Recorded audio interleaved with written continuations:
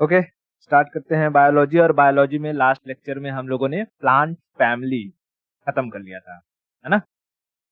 मैंने बताया था जैसे कि भिंडी हो गया या धतूरा हो गया, तो ये किस फैमिली में, गुड़हल हो गया किस फैमिली में आते हैं, तो इनमें से लासा निकलता है तो मालवेसी फैमिली में आएंगे। ठीक है, जितनी भी ऐसी सब्जियां हैं जिनके अंदर टेंड्रिल्स पाई जाती हैं, जैसे करेला हो गया, नेनुआ हो गया, तो कुत्ते की पूंछ की तरह होती हैं, तो कुकुरबिटेसी की फैमिली में आती हैं, है ना। इसी तरीके से सारे जितने भी फेमस फेमस जो एग्जाम में पूछे जाते हैं, सब्जियां हो गई, फूल हो गए या फल हो गए, उनके बारे में हमने समझ लिया था। अब हम चलते हैं, समझते हैं प्लांट टिश्यू के बारे में। प्लांट टिश्यू, जब हम लोगों ने जूलॉजी स्टार्ट करा था, जूलॉजी, हाँ जूलॉजी, जानवरों के बारे में जब पढ़ रहे थे, तो वहां पर भी हमने सेल किया था और सेल के बाद टिश्यू किया था। तो उस वक्त हमने एनिमल सेल और प्लांट सेल में क्या क्या डिफरेंसेस होते हैं उसके बारे में भी देखा था, उसका कंपैरिजन भी किया था। तो यहाँ पर मैं एक क्विक रिवीजन करवाता हूँ प्लांट टिश्यू के बारे में, और उसके बाद कितने टाइप के होते हैं ये टिश्यू यानी ऊतक, उसके बारे में समझेंगे। ठीक है, ओके, चलो ये देखना है प्लांट टिश्यू। मैं यहाँ से थोड़ा साइज बढ़ा लेता हूँ पेन का।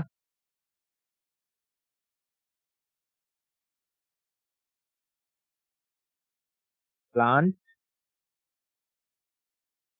टिश्यू, टिश्यू को हम क्या कहते हैं, ऊतक, पादप ऊतक, पादप ऊतक। ठीक है, पादप ऊतक। अब देखो, सेल को मिला करके, आइडेंटिकल सेल्स को मिला करके टिश्यूज बनते हैं, है ना। अगर ये सेल है, ऐसे सेल तो सर्कुलर सेल किसके होते हैं, पौधे के होते हैं या एनिमल्स के होते हैं, एनिमल्स के होते हैं। तो जब हम आइडेंटिकल सेल को मिलाते हैं तो क्या बनते हैं, टिश्यूज बनते हैं, टिश्यूज बनते हैं। लेकिन जो पेड़ पौधे होते हैं, पेड़ पौधों का जो सेल होता है वो सर्कुलर न होकर के कैसा रहता है, क्वाड्रिलेटरल। कैसा रहता है, क्वाड्रिलेटरल, यानी चतुर्भुजाकार होता है, चार भुजाएं इसमें देखने को मिलती है। ठीक है, अच्छा, जो सेल होता है, सेल के सबसे बाहर क्या पाया जाता है, सेल के सबसे बाहर पाया जाता है सेल वॉल। ठीक है, सेल वॉल। क्या जीव जंतु, यानी कि अगर हम एनिमल्स की बात करें तो एनिमल्स एनिमल्स में सेल वॉल पाया जाता है, नहीं, एनिमल्स में सेल वॉल नहीं पाया जाता है, लेकिन प्लांट्स में पाया जाता है। तो सबसे बाहर क्या होता है, cell wall, cell wall, cell wall. उसके अंदर जो रहेगा, सेल वॉल के अंदर, उसको हम कहेंगे, क्या कहेंगे, सेल मेम्ब्रेन, सेल मेम्ब्रेन, है ना, cell membrane, cell membrane, membrane मतलब झिल्ली, झिल्ली, झिल्ली। अब इसी झिल्ली के अंदर अलग अलग तरीके के स्ट्रक्चर हमें देखने को मिलेंगे, इस झिल्ली के अंदर अलग अलग तरीके के स्ट्रक्चर देखने को मिलेंगे। अच्छा बताओ, प्लांट सेल में सबसे बड़ा स्ट्रक्चर किसका होता है, सबसे बड़ा स्ट्रक्चर किसका होता है। जैसे कि अगर हम एनिमल सेल की बात करें तो उसमें तो न्यूक्लियस सबसे बड़ा होता है, उसमें न्यूक्लियस सबसे बड़ा होता है। इसमें सबसे बड़ा किसका होता है, इसमें होता है सबसे बड़ा, उसे हम कहते हैं प्लास्टिड। क्या कहते हैं, प्लास्टिड, प्लास्टिड। और ये प्लास्टिड तीन चीजों से मिलकर बनता है, किससे किसे, क्रोमोप्लास्ट, क्लोरोप्लास्ट, ल्यूकोप्लास्ट, है ना। एक, दो, तीन, हम कहेंगे क्रोमोप्लास्ट, क्रोमोप्लास्ट, क्लोरोप्लास्ट और ल्यूकोप्लास्ट। मैं पूरा नाम नहीं लिख रहा हूं क्योंकि इसके बारे में बता चुका हूं मैं। ठीक है, क्लोरोप्लास्ट, क्रोमोप्लास्ट और ल्यूकोप्लास्ट, है ना। क्लोरोफिल, क्लोरोफिल का काम क्या होता है, जैसे खाना बनाने का, तो क्लोरोप्लास्ट जो है वो खाना बनाने में हेल्प करता है। क्रोमो, क्रोमो से हम कलर के बारे में आइडेंटिफाई करते हैं। तो क्रोमो जो होता है, क्रोमोप्लास्ट, वो अलग अलग कलर प्रोवाइड करता है। और ल्यूकोप्लास्ट क्या करता है, उस भोजन, जो भोजन बन जाता है उसे स्टोर करके रखता है। ठीक है, स्टोर करके रखता है। अब बताओ, ये जो प्लांट सेल होगा उसके अंदर भी न्यूक्लियस पाया जाएगा कि नहीं पाया जाएगा? पाया जाएगा। प्लांट के अंदर भी वैक्यूल्स पाए जाएंगे कि नहीं पाए जाएंगे? पाए जाएंगे। वैक्यूल्स का काम क्या होता है? पानी को स्टोर करके रखना। तो पौधों में ज्यादा बड़े वैक्यूल्स होंगे या एनिमल्स में? ऑफ कोर्स पौधों में, क्योंकि पौधों को पानी की ज्यादा जरूरत होती है। पौधों के अंदर भी हमें माइटोकॉन्ड्रिया देखने को मिलेगा कि नहीं मिलेगा? मिलेगा। पौधों के अंदर भी हमें एंडोप्लाज्मिक रेटिकुलम यानी ईआर देखने को मिलेगा नहीं मिलेगा? मिलेगा। पौधों के अंदर हमें राइबोसोम देखने को मिलेगा कि नहीं मिलेगा? मिलेगा। तो जो भी चीजें एनिमल सेल में पाई जाती थी वही प्लांट सेल में भी पाई जाती हैं। बस फर्क कितना क्या था कि प्लांट सेल का जो स्ट्रक्चर होता था वो क्वाड्रिलेटरल होता था, वैक्यूल्स बड़े होते थे, उनके बाहर सेल वॉल पाया जाता था, सेल वॉल पाया जाता था, सेल वॉल पाया जाता था। ठीक है। अब इन्हीं जो प्लांट सेल हैं, इन्हीं प्लांट सेल से मिलकर क्या बनेगा? Plant tissue. Plant tissue. और ये जो प्लांट टिश्यू होते हैं ये दो टाइप के होते हैं। ठीक है। प्लांट टिश्यू कितने टाइप के होते हैं? तो दो टाइप के। एक जो पौधों में विभाजन का काम करते हैं। ठीक है, पौधों में विभाजन यानी कि ब्रांच बनाएंगे, उनकी पत्तियों का निर्माण करवाएंगे, उनका हाइट बढ़ाएंगे, तो विभाजन करने का काम करते हैं, उन्हें हम कहते हैं विभाज्योतक। विभाज्योतक या विभाजन करने वाले उतक। ठीक है, विभाजन करने वाले उतक। इंग्लिश में इसको कहते हैं मेरिस्मेटिक। क्या कहते हैं? मेरिस्मेटिक। मेरिस्मेटिक। मेरिस्मेटिक। और दूसरे होते हैं जिन्हें हम कहते हैं परमानेंट यानी अस्थाई होते हैं, अस्थाई उतक। अस्थाई उतक। परमानेंट। परमानेंट। परमानेंट। ठीक है, permanent tissue. Permanent tissue. Permanent tissue. तो बताओ, प्लांट टिश्यू कितने टाइप के? दो टाइप के। प्लांट टिश्यू कितने टाइप के? दो टाइप के। पहला विभाज्य उतक, इसे हम अस्थायी उतक भी कहते हैं, अस्थायी उतक भी कहते हैं। ठीक है, विभाज्य उतक को इंग्लिश में क्या कहेंगे? मेरिस्मेटिक। इंग्लिश याद रखना क्योंकि ये पूछता है। मेरिस्मेटिक। मेरिस्मेटिक। और दूसरा परमानेंट। पहला मेरिस्मेटिक, दूसरा परमानेंट। ठीक है। अब देखो, ये जो विभाज्य ऊतक होते हैं ये पेड़ पौधों के अलग अलग भाग में पाए जाते हैं। जैसे कि अगर मैं बात करूं, यहां से एक सीड है। ठीक है, अब सीड में से नीचे निकलेगा जड़ और ऊपर की साइड जाएगा उसका तना। ठीक है, ऊपर की साइड जाएगा तना। अब तने में, ये मैं सीड सीड है। ठीक है, सीड। तो देखो, इसमें अलग अलग हिस्से पर जो हिस्सा इसे ऊपर की साइड ले जाएगा उसमें कुछ तरीके के विभाज्य ऊतक पाए जाते होंगे। जो इसे मोटा करवाएगा उसमें कुछ तरीके के विभाज्य ऊतक पाए जाएंगे। ठीक है, और कुछ ऐसे होंगे जो एकदम निचले पोर्शन में पाए जाते होंगे, जो एकदम निचले पोर्शन में पाए जाते हैं। तो देखो, जो ये मेरिस्मेटिक यानी विभाज्य ऊतक, विभाज्य ऊतक को इनके इनके प्लेस के बेसिस पर तीन भागों में अगेन डिवाइड किया जाता है कि पेड़ पौधों में ये तीन अलग अलग जगहों पर पाए जाते हैं। एक एक को हम कहते हैं, जो सबसे ऊपर पाया जाता है उसे हम कहते हैं शीर्ष विभाज्य ऊतक। शीर्ष विभाज्य ऊतक। शीर्ष विभाज्य ऊतक, शीर्ष को कहते हैं एपिकल। Apical meristematic. ठीक है, मेरिस्टेम कहो या मेरिस्मेटिक। एपिकल मेरिस्मेटिक, शीर्ष विभाज्य ऊतक। दूसरा होता है जो बीच में पाया जाएगा और इसकी मोटाई को बढ़ाएगा, मोटाई को कहते हैं लेटरल या पार्श्व। पार्श्व विभाज्य ऊतक। पार्श्व विभाज्य ऊतक इंग्लिश में क्या कहेंगे? लेटरल लेटरल मेरिस्टेमेटिक, ठीक है, या lateral meristem, lateral meristem, meristem, ठीक है, मेरिस्टेम, मेरिस्टेम, समझ में आया, मेरिस्टेम, क्लियर है। तो ये क्या, मेरिस्टेमेटिक विभाज्य ऊतक, तो इसके आगे मेरिस्टेमेटिक लगा लो या मेरिस्टेम भी बोलोगे तो भी चलेगा, ठीक है। फिर तीसरा होता है जो एकदम निचले हिस्से में पाया जाता है, कुछ हद तक जमीन के अंदर भी, जमीन के अंदर पाए जाते हैं, अभी इनके सबके एग्जांपल बताऊंगा तो समझ में आएगा, जमीन के अंदर पाए जाते हैं, तो उसे कहते हैं इंटर कैलरी या अंतर्वेशी, जमीन के अंदर अंतर्वेशी, अंतर्वेशी या इंटर, इंटर कैलरी, ठीक है, inter calorie, intercalary, inter calorie. तो मेरिस्टेमेटिक जो विभाज्य ऊतक है कितने टाइप के, 3, कौन कौन से, पहले तो शीर्ष, दूसरा पार्श्व, तीसरा अंतर्वेशी। शीर्ष को सबसे ऊपर पाया जाएगा एपिकल, एपिक कहते हैं ना, एपिक शीर्ष पर है, एपिक, एपिकल, पार्श्व लेटरल, और अंतर्वेशी intercalary, intercalary, intercalary, ठीक है, इंटर कैलरी। उसी तरीके से ये जो परमानेंट रहेगा, परमानेंट को भी अगेन 2 भाग में डिवाइड करेंगे, एक को हम कहेंगे सिंपल, सिंपल टिश्यू, और दूसरे को कहेंगे कॉम्प्लेक्स टिश्यू, ठीक है, complex tissue, complex tissue. Simple जो रहेगा अगेन ये 3 भाग में डिवाइड होगा, और कॉम्प्लेक्स अगेन ये 2 भाग में डिवाइड होगा, ठीक है।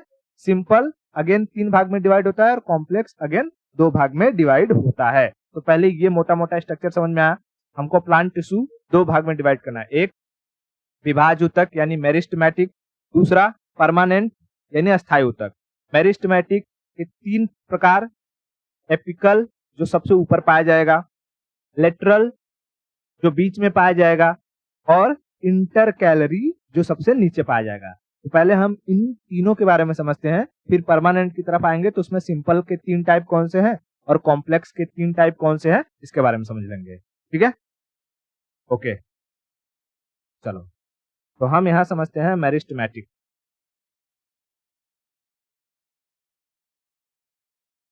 मेरिस्टेमेटिक यानी विभाज्य ऊतक। विभाज्य ऊतक में बताओ पहला कौन सा हो जाएगा, पहला हो जाएगा, पहला हो जाएगा एपिकल, ठीक है, एपिकल,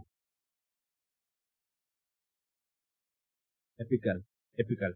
अच्छा देखो, एपिकल जो है, एपिकल जो है ये ऊपर पाया जाएगा, सबसे ऊपर, और ऊपर जैसे कि ये सीड में बनाऊंगा, सीड, सीड है, अब सीड से यहाँ ऊपर निकलता है, सीधे ऊपर, तो एकदम ऊपर ही, ऊपर जो हिस्सा रहेगा ना पेड़ का, उस पर पाया जाएगा, इसे ऊपर भी ले जाएगा, और ये इसे जड़ों के पास नीचे भी ले जाएगा। तो एपिकल की अगर हम बात करेंगे तो ये इसे नीचे जड़ों के पास भी ले जाता है, और ऊपर एकदम ऊपर बढ़ाने का भी काम करता है। तो एपिकल, एपिकल मेरिस्टेमेटिक, एपिकल जो टिश्यू है, आगे टिश्यू जोड़ लेना, ठीक है, ऊतक। एपिकल जो टिश्यू है या एपिकल मेरिस्टेमेटिक टिश्यू है, ये कहाँ पाए जाएंगे, पेड़ पौधों के ऊपरी हिस्से में, पेड़ पौधों के ऊपरी हिस्से में। अच्छा, ऊपरी हिस्से में पाए जाएंगे तो इनका काम क्या रहेगा, ये हाइट को बढ़ाने का काम करेंगे, HEIGST, ये हाइट को इंक्रीज करने का काम करते हैं, हाइट को इंक्रीज करने का काम करते हैं। इसलिए माली क्या करता है कि कोई भी पेड़ बहुत ज्यादा बढ़ न जाए, और बहुत ज्यादा बढ़ जाएगा तो उसकी बीच से जो मोटाई हो जाएगी वो पतली हो जाएगी, ठीक है, बीच से मोटाई पतली हो जाएगी। इसलिए क्या करता है, जैसे ही पेड़ थोड़ा सा बड़ा होता है माली उसको बीच से काट देता है। अब जब बीच से काट देगा मतलब ऊपर से छाट देता है, और जब ऊपर से छाट देगा तो क्या हो जाएगा, जैसे ऊपर से छाट देगा तो उसका जो एपिकल टिश्यू है वो निकल जाएगा, और ये फिर ऊपर बढ़ना स्लो हो जाएगा, मतलब कि इसकी जो बढ़ने की क्षमता वो धीरे से कम हो जाएगी। अब ये बीच से मोटा होना शुरू होगा, क्या होगा, बीच से मोटा होना शुरू होगा। तो बीच से जब मोटा होगा तो बताओ, बीच में इसे मोटा करने का काम किसका होता है, कौन से टिश्यू का, उसे हम कहते हैं लेटरल। दूसरा काम आ जाएगा किसका, लेटरल मेरिस्टेम टिश्यू, ठीक है, लेटरल मेरिस्टेम टिश्यू, ये क्या करता है, ये थिकनेस को बढ़ाता है, थिकनेस यानी मोटाई, मोटाई को बढ़ाता है, मोटाई को बढ़ाता है, ठीक है, थिकनेस को इंक्रीज करता है, थिकनेस को इंक्रीज करता है। ये दो समझ में आ गया। एपिकल क्या करेगा, हाइट को बढ़ाएगा। एपिकल हाइट को कहाँ पाया जाएगा, ऊपरी हिस्से में, पेड़ पौधों के ऊपरी हिस्से में। अगर ऊपरी हिस्से को काट दिया जाएगा तो जब तक ऊपरी हिस्सा निकलेगा नहीं, ये मेरिस्मेटिक या एपिकल वापस से आएगा नहीं, इसलिए इसे टेम्परेरी कहते हैं। ये जो है ना मेरिस्मेटिक, इसे टेम्परेरी क्यों कहते हैं, टेम्पोररी क्यों कहते हैं, क्योंकि क्योंकि ये तभी पाया जाता है जब तक पेड़ पौधे मेच्योर नहीं हुए रहते हैं। जैसे पेड़ पौधे मेच्योर हो जाते हैं, ये सारे के सारे जो टिश्यूज है वो खत्म हो जाते हैं। अब इनका जगह ले लेता है परमानेंट टिश्यू, ठीक है, इनका जगह कौन लेगा, परमानेंट। जैसे कि आप देखोगे कि किसी आम के पेड़ की हाइट है, अगर एक बार वो अपना पर्टिकुलर हाइट अटेन कर लेता है, वहां तक पहुंच जाता है, तो उसके बाद फिर कितने साल बीत जाए वो आम का पेड़ बढ़ने वाला नहीं है, आम का पेड़ बढ़ने वाला नहीं है। मतलब कि एक बार पेड़ पौधे मेच्योर हो गए तो ये जो विभाज्य ऊतक है, मेरिस्टेमेटिक टिश्यूज हैं, उनका काम खत्म हो जाता है, इसलिए इसे हम टेम्परेरी टिश्यू भी कहते हैं, टेम्परेरी टिश्यू भी कहते हैं। तो एपिकल और लेटरल का काम समझ में आ गया। एपिकल का काम क्या है, हाइट को इंक्रीज करना, एपिकल का काम हाइट को इंक्रीज करना, और लेटरल का काम है मोटाई को बढ़ाना, इंक्रीज करना या मोटाई को बढ़ाना, ठीक है, मोटाई को बढ़ाना। अगर तुम चाहते हो कि तुम्हारा जो पौधा है वो बहुत लंबा ना हो, बीच से मोटा हो जाए, तो उसके इनिशियल स्टेज में ही क्या करना चाहिए, उसको ऊपर से कट कर देना चाहिए, छटैया कर देनी चाहिए उसकी, ठीक है। फिर वो धीरे धीरे ऊपर बढ़ना कम हो जाएगा, बीच से मोटा होना शुरू हो जाएगा, और फिर धीरे धीरे जब वो निकल जाएगा तब ऊपर आराम से जाएगा, ठीक है। ओके, फिर तीसरा आते हैं, तीसरा इसका टाइप क्या है, इंटर कैलरी या अंतर्वेशी। ये देखो कहाँ पाए जाएंगे, इंटर कैलरी या अंतर्वेशी, अंतर्वेशी। अब देखो ये उन पेड़ पौधों में उन पौधों में पाए जाते हैं, उन पौधों में पाए जाते हैं, मैं इसको बना देता हूं, मोस्टली ऐसे पौधों में पाए जाते हैं जिनके खत्म होने के चांसेस बहुत अधिक होते हैं, जैसे घास, ठीक है, कलर दूसरा ले लेते हैं, जैसे कि घास होती है, ठीक है, घास। अब घास को अगर देखोगे तो जानवर इसको खा जाते हैं, इसका रूट होता है यहाँ पे, ठीक है, जानवर इसे खा जाते हैं, जानवर इसे खा जाते हैं। तो इनमें क्या होता है कि एक ही जगह टिश्यूज नहीं पाए जाते हैं, अलग अलग सेक्शन में टिश्यू पाए जाएंगे, अलग अलग सेक्शन में, अलग अलग सेक्शन में। मान लो मान लो कि कोई जानवर था, ठीक है, कोई जानवर इस घास को यहाँ से खा गया, इस घास को यहाँ से खा गया। अगर अगर इसका जो टिश्यू रहता, इसमें इस घास में टिश्यू खाली ऊपर ही पाया जाता, ऊपर ही पाया जाता, जो इसकी हाइट को बढ़ाता, तब तो काम गड़बड़ हो जाता। ऊपर से इसको जानवर खा गया तो इसकी हाइट बढ़ती नहीं, लेकिन देखोगे घास ये फिर से बढ़ना शुरू हो जाता है, घास फिर से बढ़ना शुरू हो जाता है। क्यों? क्योंकि कुछ हद तक जमीन के अंदर तक ये इंटर कैलरी टिश्यूज पाए जाते हैं, जो इन्हें जिंदा रखने का काम करते हैं, इनकी हाइट को बढ़ाने का काम करते हैं, हाइट को बढ़ाने का काम करते हैं। थोड़ी देर छोड़ दो तो वापस से ये घास निकल जाते हैं, वापस ये घास निकल जाएंगे। लेकिन अगर आप इन्हें इन्हें अंदर से खुरच के निकाल दो ऐसे, तब ये घास वापस नहीं निकलते हैं, तब ये घास वापस नहीं निकलते। क्यों? क्योंकि इनके सारे के सारे जो टिश्यू थे, जो इनकी हाइट को बढ़ाते थे, जो इनको जिंदा रखते थे, वो खत्म हो चुके हैं। वो क्या हो गए? खत्म हो चुके हैं। तो घास वगैरह में, घास फूस में, घास फूस में कौन से टाइप के टिश्यू पाए जाते हैं? Inter calorie, intercalary, inter calorie. बताओ दुनिया का सबसे बड़ा घास कौन सा होता है? दुनिया का सबसे बड़ा घास, वर्ल्ड लॉन्गेस्ट ग्रास, दुनिया का सबसे बड़ा घास कौन सा होता है? बैम्बू।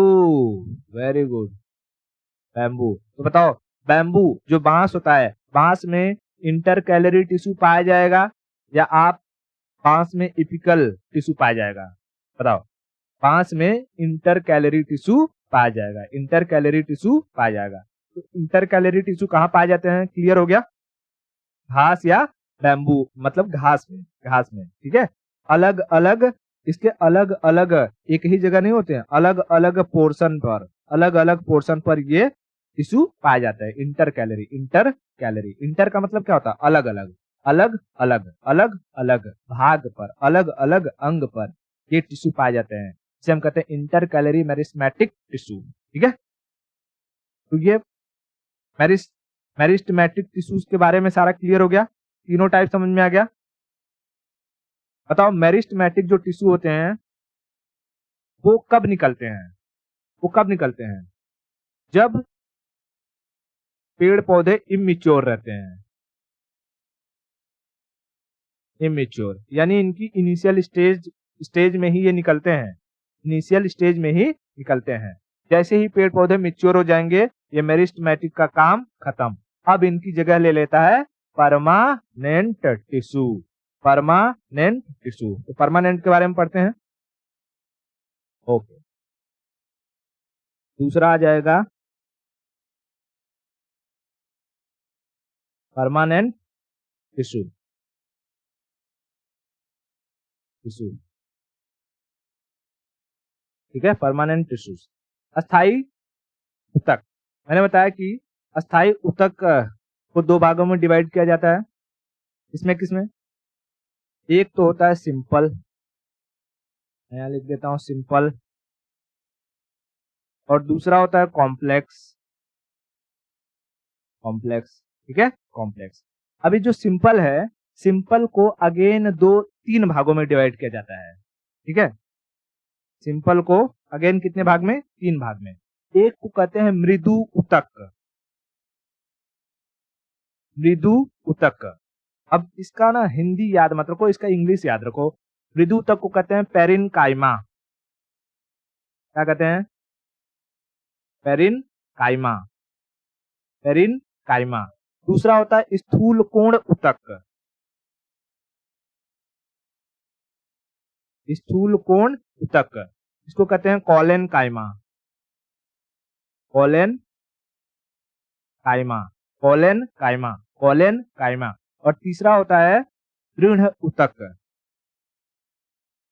दृढ़ ऊतक, दृढ़ ऊतक, दृढ़ ऊतक, इसको कहते हैं स्क्लेरेनकाइमा, स्क्लेरेनकाइमा, स्क्लेरेनकाइमा, स्क्लेरेनकाइमा। तो बताओ, सिंपल जो टिश्यू है, परमानेंट में सिंपल टाइप जो टिश्यू है वो कितने भाग में? तीन भाग में। पहला parenchyma, collenchyma, sclerenchyma, parenchyma, collenchyma, sclerenchyma, ठीक है। पेरेनकाइमा, कोलेनकाइमा और स्क्लेरेनकाइमा। और जो कॉम्प्लेक्स होता है ये दो भाग में डिवाइड होता है। एक को कहते हैं जाइलम, जालिम नहीं, जाइलम, ठीक है, जाइलम। और दूसरे को कहते हैं फ्लोएम, ठीक है, फ्लोएम। जाइलम और फ्लोएम, जाइलम और फ्लोएम, जाइलम और फ्लोएम। तो कॉम्प्लेक्स को कितने भाग में डिवाइड किया? दो भाग में। कौन कौन सा? जाइलम और फ्लोएम, जाइलम और फ्लोएम, जाइलम और फ्लोएम, ठीक है, जाइलम और फ्लोएम। सिंपल को कितने भाग में? तीन। कौन कौन से? पेरेनकाइमा, कोलेनकाइमा, स्क्लेरेनकाइमा, ठीक है। इंग्लिश ही याद रखो, इंग्लिश ही पूछता है। मृदु, स्थूल कोण, दृढ़ ऊतक ये सब लिखता नहीं है उसमें। और यहाँ जाइलम और फ्लोएम यही याद रखना है। सिंपल को तीन भाग में, पेरेनकाइमा, कोलेनकाइमा और स्क्लेरेनकाइमा। और कॉम्प्लेक्स को दो भाग में। कौन कौन से? जाइलम और फ्लोएम, जाइलम और फ्लोएम। अब इनके बारे में समझ लेते हैं। चलो देखो, ये जो परमानेंट टिश्यू हैं ये कब आएंगे? पहली बात तो परमानेंट टिश्यू आएंगे जैसे ही पेड़ पौधे मेच्योर हो जाएंगे, ठीक है, मेच्योर्ड स्टेज पर, स्टेज पर, मेच्योर्ड स्टेज पर। जैसे इंसान, इंसान की हाइट बढ़ना कब बंद हो जाती है? अमूमन माना जाता है कि 20 से 25 साल का एक रेंज होता है, उसके बाद इंसान की हाइट बढ़ना बंद हो जाती है। ठीक है, हाँ, तो ऐसे ही हर पेड़ पौधे का अपना एक टाइम पीरियड होता है, जब उसकी हाइट और थिकनेस बढ़ना बंद हो जाती है, अब वो उसी स्टेज में तब तक रहता है जब तक कि उसे डिस्ट्रॉय न किया जाए। ठीक है, कुछ कुछ पेड़ पौधे होते हैं जो हजारों सालों से जिंदा रहते हैं, उनकी कई ब्रांचेस निकल निकल के, जैसे कि बुद्ध के समय का पेड़ अभी भी है, बोधि ट्री, है ना। हाँ, तो उसके कई जनरेशंस जिंदा रहती हैं। ठीक है, ओके, तो हम समझते हैं पैरेनकाइमा, कोलेनकाइमा और स्क्लेरेनकाइमा के बारे में। देखो, ये पौधों के कौन से हिस्से में पाए जाते हैं। तो पहले मुझे एक पेड़ बनाने दो। मैं अगर यहाँ पर पेड़ बनाता हूँ,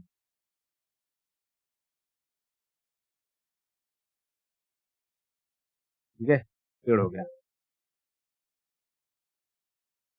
मैं इसकी कुछ ब्रांचेस भी बना देता हूँ ताकि ब्रांचेस से समझा सकूं।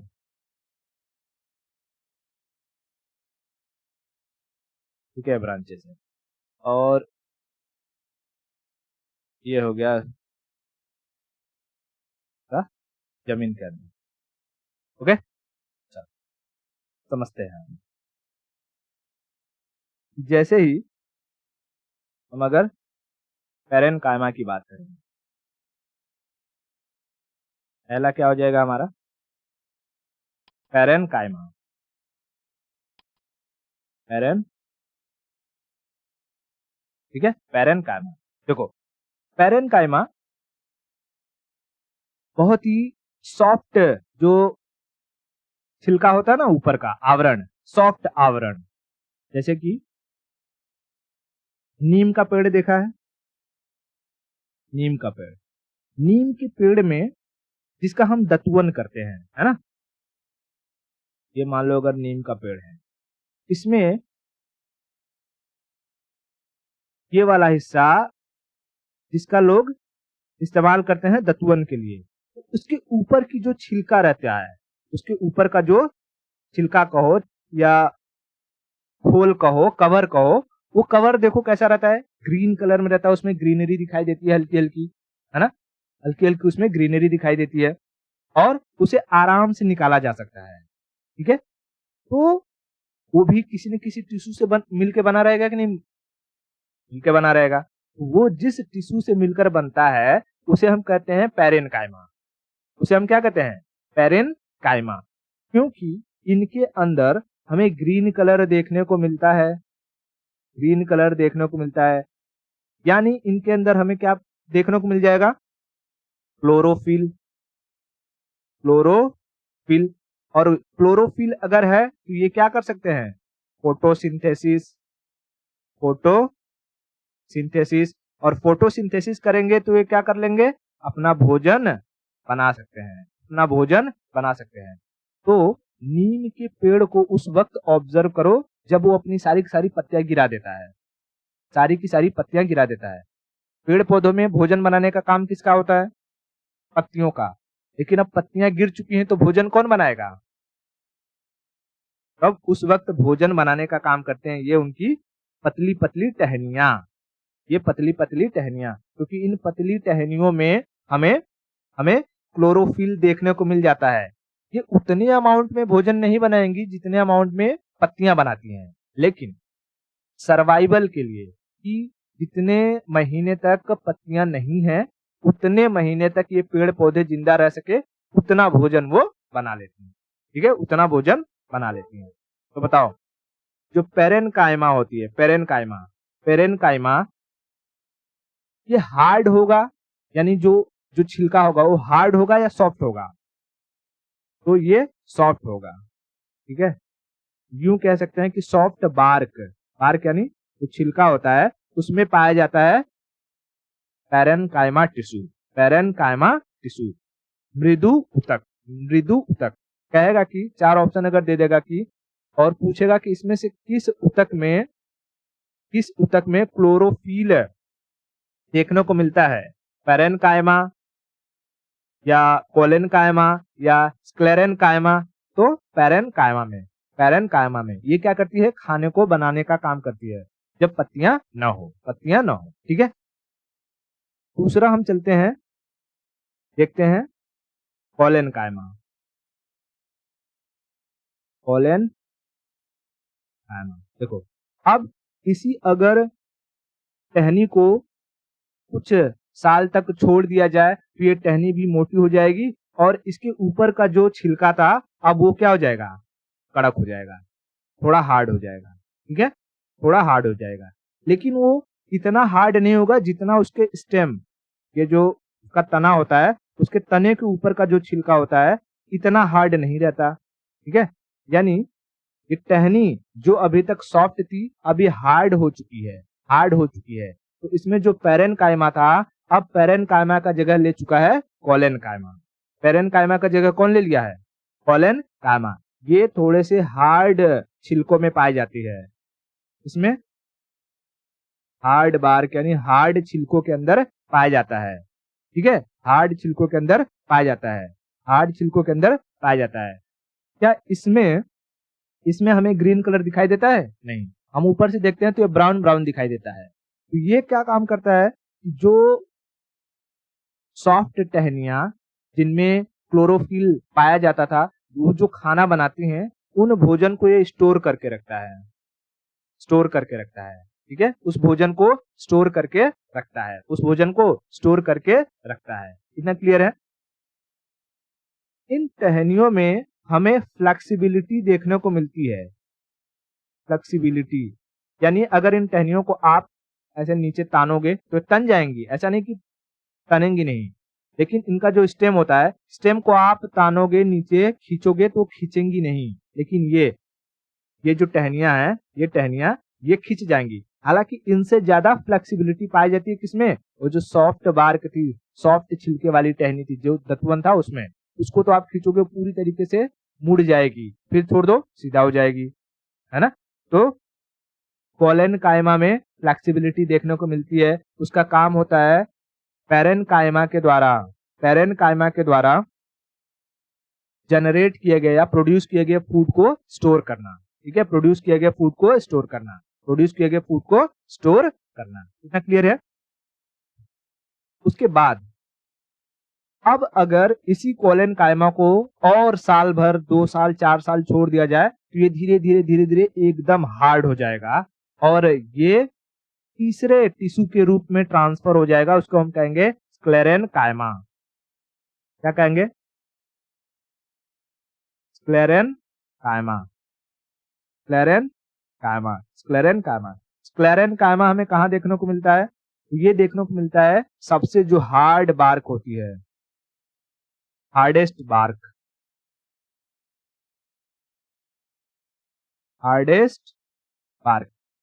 बार्क यानी सबसे कठोर छिलके में। फॉर एग्जाम्पल के तौर पर अगर हम बात करें तो स्टेम यानी जो तने का छिलका होता है, आप उसको अगर किसी खुरपे से अगर निकालोगे तो उसमें पपड़ी की तरह निकलने लगेगी, ठीक है, वो सूख चुका रहता है पूरी तरीके से, उसमें हमें थोड़ा भी ग्रीन कलर दिखाई नहीं देता है, ठीक है।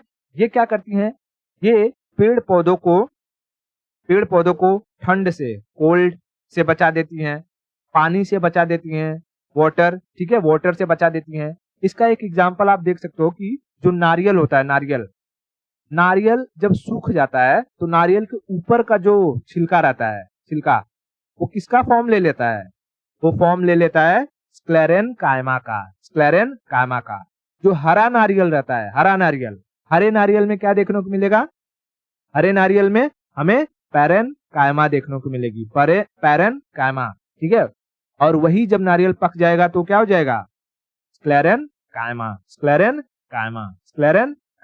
समझ में आया। तो परमानेंट टिश्यू में हमने सिंपल टिश्यू उसके 3 टाइप कौन कौन से, पैरेन कायमा, कोलेन कायमा, स्क्लेरेन कायमा।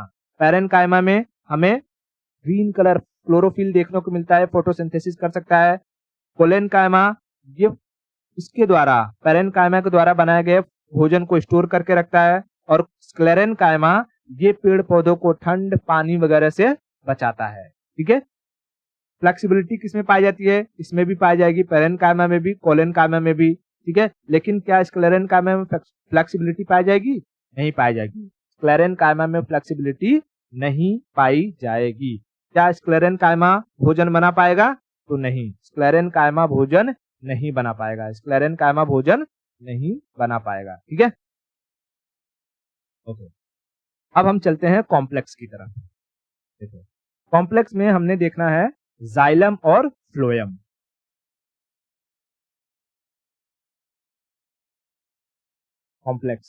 कॉम्प्लेक्स में हमें क्या देखने को मिलता है? जाइलम, एक नंबर है जाइलम और 2 नंबर है फ्लोएम। ठीक है, जाइलम और फ्लोएम। अब देखो, जाइलम ये कहाँ पाया जाएगा? ये तने में पाया जाता है। स्टेम्स कहाँ पाया जाता है? तने में। तने में। इसका काम क्या होता है? अगर इसका काम देखो तो मैं पहले ऐसे पेड़ बनाऊं, पेड़ बनाने से पहले मुझे सीड बनाना पड़ेगा। सीड से क्या निकलता है? रूट, और रूट से root hairs, root hairs, root hairs. तो बताओ, जमीन से पानी और मिनरल को सोखने का काम कौन करता है? जड़, या जड़ के जो बाल होते हैं या रूट हेयर, कौन करता है? जमीन से मिनरल्स और पानी को सोखने का काम रूट हेयर करती है। Root hair, root hair. और उसके बाद ऊपर रहेगा तना। ठीक है, ऊपर रहेगा तना। तना तो इस मिनरल्स को, जिसे रूट हेयर ने जमीन से लिया है, उसे ऊपर तक पहुंचाने का काम, ऊपर तक पहुंचाने का काम कौन करेगा? ऊपर तक पहुंचाने का काम करता है जाइलम। जाइलम। ठीक है, जाइलम। यानी जाइलम का काम, फंक्शन होता है कि ये वाटर प्लस मिनरल्स को क्या कर सके? ट्रांसपोर्ट कर सके। ट्रांसपोर्ट कर सके। ठीक है, ट्रांसपोर्ट कर सके, ट्रांसपोर्ट कर सके। इतना क्लियर हो गया? तो मिनरल्स और वाटर को ट्रांसपोर्ट करने का काम किसका है? जाइलम का। जाइलम का। जाइलम का। ठीक है, जाइलम। उसके बाद पेड़ पौधों में खाना बनाने का काम किसका होता है? जाहिर सी बात है, जो पत्तियां दिखाई देती है हमें, पत्तियां खाना बनाती हैं। लेकिन ये जो भोजन पत्तियों ने बनाया है, वो पेड़ पौधों के हर अंग तक जाना चाहिए, हर पोर्शन तक पहुंचना चाहिए। पानी और मिनरल्स तो पहुंचा दिया जाइलम ने, पत्तियों के द्वारा बनाए गए भोजन को कौन पहुंचाएगा? तो पत्तियों के द्वारा बनाए गए भोजन को हर जगह पहुंचाने का काम होता है फ्लोएम का। तो ये भी क्या करता है? ट्रांसपोर्टेशन का काम। ट्रांसपोर्टेशन का काम करता है। इसका ट्रांसपोर्टेशन? तो फूड का। फूड का। फूड किसने बनाया? पत्तियों ने। पत्तियों ने। तो फ्लोएम क्या करेगा? फ्लोएम, फ्लोएम ये दोनों क्या है?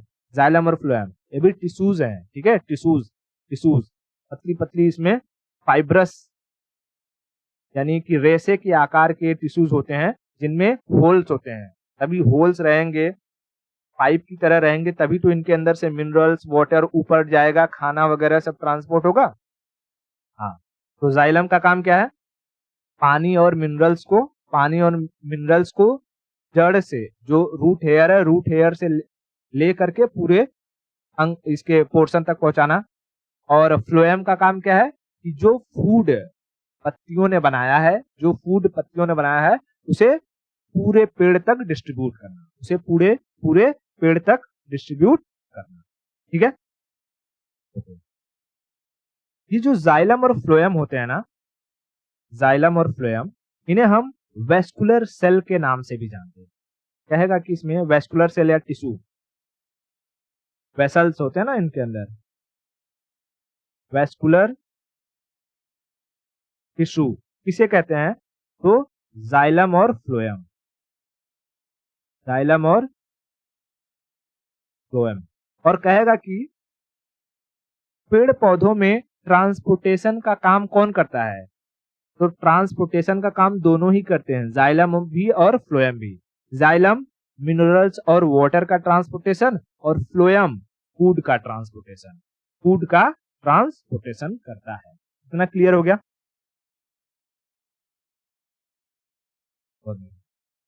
चलो अब हम लोग कुछ बेसिक चीजें समझ लेते हैं कि जैसे कोई पेड़ है, देखो यहाँ टिश्यू खत्म हो गया, टिश्यू जो था प्लांट टिश्यू वो खत्म हो गया, अब इसमें कुछ बचा नहीं है। अब यहाँ पर हम ये समझ लेते हैं कि जैसे कोई पेड़ है, तो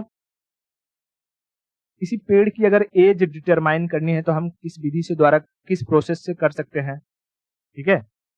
उसके बाद कोई रॉक वगैरह रहता है, पत्थर रहता है, तो उसका एज हम कैसे निकालते हैं, या ये पेड़ जब किसी भूकंप के कारण, आंधी तूफान के कारण गिर करके जमीन में सड़ जाते हैं, तब उन्हें क्या कहते हैं, और उनके एज को निकालना रहेगा तो कैसे निकालेंगे, इन सब के बारे में समझते हैं। तो कुछ बेसिक इंफॉर्मेशन, बेसिक्स देखो, जब कभी भी हम कोई पेड़ काटते हैं, ठीक है, मान लो कि ये पेड़ है, इस पेड़ को जब हम काटेंगे ऊपर से, जैसे पेड़ को काटते हैं तो हमें इस पेड़ का जो कटा हुआ पोर्शन है, इसमें हमें कुछ रिंग टाइप दिखाई देता है, रिंग टाइप। आप देखोगे तो यहाँ का कुछ अलग कलर रहेगा, ठीक है, फिर उसके बाद यहाँ का कुछ कलर अलग रहेगा, फिर यहाँ का कलर कुछ अलग रहेगा, तो ये एक रिंग बनता है, रिंग, छल्ला, छल्ले की आकृति बनती है। इसे हम हिंदी में तो कहते हैं वलय, ठीक है, हिंदी में वलय, लेकिन इंग्लिश में इसे हम कैम्बियम कहते हैं। क्या कहते हैं? Cambium, cambium. और पेड़ों में जो एक ये कैम्बियम या एक जो रिंग बनता है वो 10 साल के बाद बनता है। तो कहेगा कि एक कैम्बियम का टाइम पीरियड कितना होता है? 10 ईयर, 10 ईयर। तो कोई पेड़ कटा है, अगर उसमें तुम्हें 1, 2, 3, ठीक है, 3 कैम्बियम या 3 छल्ले दिखाई दे रहे हैं, इसका मतलब वो पेड़ कितने साल पुराना हो गया, वो पेड़ कितने साल पुराना हो गया? तो 10 साल बाद, 10 साल बाद जैसे ही कि पेड़ 10 साल का हो जाएगा तो एक छल्ला निकल जाएगा, यानी एक छल्ला 10 साल को रिप्रेजेंट करेगा। फिर 10 साल बाद दूसरा छल्ला निकलेगा, फिर 10 साल बाद तीसरा छल्ला निकलेगा, यानी कि अगर 3 छल्ले हैं, 3 छल्ले हैं, 3 छल्ले हैं, तो कुल ये 30 साल का हो जाएगा। पेड़ की आयु कितनी निकल जाएगी? 30 ईयर, 30 ईयर, ठीक है, 30 ईयर। लेकिन कभी कभी ये पूछता है कि पेड़ पौधों की आयु या एज हम कैसे निकालते हैं, तो उसमें कैम्बियम नहीं दिया रहेगा, तो कैम्बियम की जगह वो जाइलम या फ्लोएम दिया रहेगा, जाइलम या फ्लोएम, जाइलम या फ्लोएम। तो इस कैम्बियम को हम ये कह सकते हैं, क्योंकि ये जाइलम और फ्लोएम जो होते हैं, इन्हीं का इस्तेमाल करके एक कैम्बियम का निर्माण होता है, ठीक है। तो हम कह सकते हैं कि जाइलम या फ्लोएम को देखकर भी हम किसी पेड़ की एज या आयु को निकाल सकते हैं, ठीक है। उसके बाद जब ये पेड़ गिर करके जमीन में धंस गया, तो पहले जब पेड़ जिंदा रहता है तो उसके अंदर जीवन होता है कि नहीं होता है, लाइफ होती है, पेड़ों में लाइफ होती है, हाँ, लाइफ होती है, तो जिसमें लाइफ होती है उसे हम जीव कहते हैं, जीव।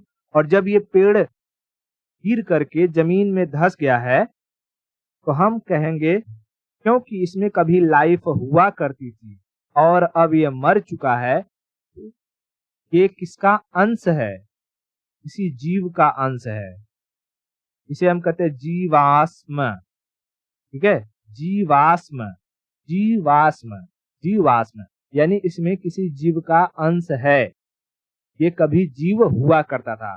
फॉजिल्स, इसे इंग्लिश में कहते हैं फॉजिल्स, फॉजिल्स, ठीक है, फॉजिल्स। तो कहेगा कि फॉजिल्स या जीवाश्म की एज को हम कैसे डिटरमाइन करते हैं, तो उसे हम कार्बन 14 के जरिए,